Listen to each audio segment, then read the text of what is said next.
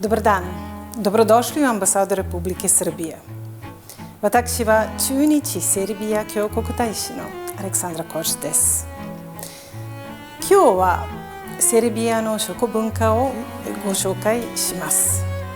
セルビアは南東ヨーロッパ、バルカン半島にあります。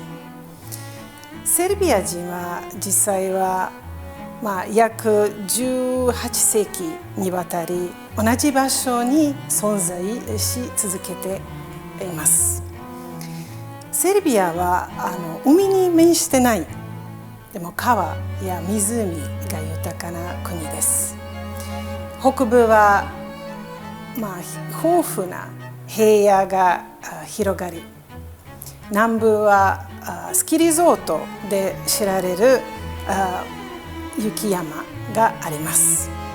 西洋と東洋の間で道の交わる場所に建てられた家と表現されています。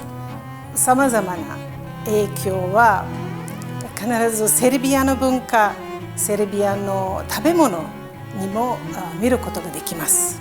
おいしいセルビアの伝統的な料理を作ってみてくださいね。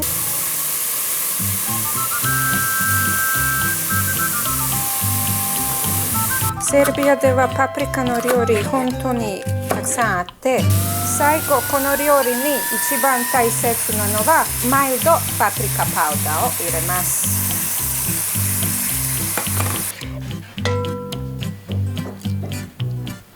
ムチカリツァはマッシュポテトにも合いますし、あとは、パンと一緒に食べてもいいし、米にもよく合います。